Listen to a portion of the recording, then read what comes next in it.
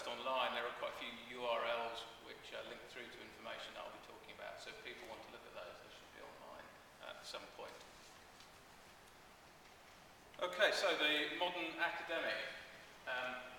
Slide come up. I'm perhaps taking a hard-nosed approach in this sense, and this doesn't necessarily mean that I agree with all of these points, but these are some issues which will come up from a variety of people at different times. So, in terms of an academic and their career, we're across the world moving far more towards a tenure track type of motivation. So, academics, when they come into a job, they will often not be permanent, they'll be on some kind of contract, and they want that job to be made permanent. This has been the status quo in the US for some considerable time. You come in as a tenure track professor, and you have to work towards a tenured position that's permanent. And there are three broad areas that will be targeted when putting your CV forward for a tenure track position. So that will be research, teaching, and administration. And depending upon the type of university you're at, those three things will carry different types of weight.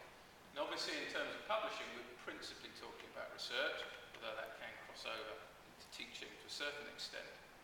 And the mantra that a lot of people go by is to publish or perish, and publishing is one of the key ways of developing your research base. A lot of people will also think that they're only as good as the last paper that they've written.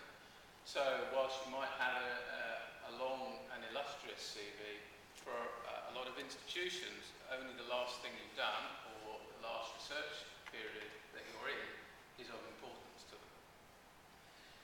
In the UK, we're measured, or universities are measured, so we step back from the individual and look at universities as a whole. They are measured according to the Research Excellence Framework that we're now in, or the research assessment exercise that we've just been through. And for that, we submit our top 4 quality publications, and they're put forward for assessment in terms of the assessment of the university and the research unit that you're in. That will also look at the number of students you have and also the grants you have, and grants are of considerable interest in part because of the money they bring in, but from the Research Council perspective, they want to maximise the downstream application of any research you produce. So in terms of quality publications then, we have to have some kind of measure of quality. So the assessment panel will look at the individual publication and assess it purely on its merit, but it will also look at the journal that you've published that article in. So the quality of the individual journal is quite key as part of that assessment process. Now, in Australia, they went far more down the journal quality route during the Excellence in Research for Australia exercise we finished in 2010, and they actually ranked every single journal, and they had A, B, and C categories, and they actually had at the time a requirement for any Research Council grant holders to publish in only A category journals. So there was a very, very distinct approach to journal ranking, journal quality, and where you could publish as a result of that. Clearly, one of the most important measures of journal quality then is the impact factor, which is simply the number of current year citations to articles in the journal divided by the number of articles published by that journal over the last 2 years. And that gives an idea of the number of citations that a journal is bringing in and uses citations as a measure of quality. As an individual, then, clearly the number of citations to your own paper are quite important. That's not always to say the number of citations is a good measure of accuracy of quality, because it's not. Synthesis papers and technique papers that we see in Geography Compass will often get very high citations. That doesn't mean that it's high quality research. It doesn't even necessarily mean that there's research there at all. Equally, very, very bad papers can accrue quite high citations. They get cited because they're bad. And that's actually, if you want to produce a highly citable paper, write a bad one, because you'll find that will get hit quite a lot. Number of downloads has been mentioned. There's another measure. Journal publishers use that, and that's public, and that's also a measure of interest in a paper. And if you want to get access to that type of information for your own articles, Researcher ID is quite a nice service for doing that, in that it links into the citation databases, and you citations to your own articles. Ultimately then, our time is limited as academics in terms of the workplace, so you have to publish as a researcher and your publications need to count, which brings us back to the question of what you intend to publish. And 2 points to finish this section with then is where must you publish as a researcher and where would you like to publish as a researcher? Okay, so very briefly, just a couple of points about geography journals, and they're very, very general. Pan-physical human geography journals, I would say from a personal perspective, have tended to have difficulty capitalising on what's perhaps one of the earliest interdisciplinary subjects. We cover a very wide range of topics, but we haven't capitalised on that wide remit.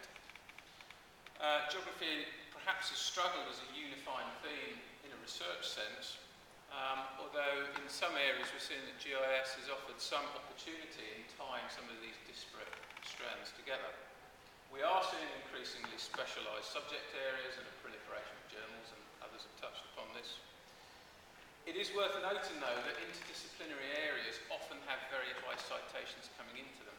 So from my own area, quaternary, is a nice example of that. It rates as one of the highest ranking physical geography areas, or areas that physical geographers publish in, because it's interdisciplinary.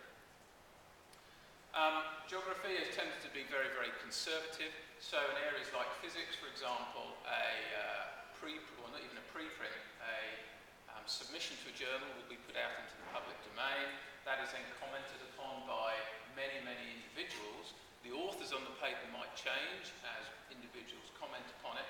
There will be data sets that go along with it, and it's only after that process of peer review by the whole community that it ends up being published. So we tend to be very, very conservative as geographers.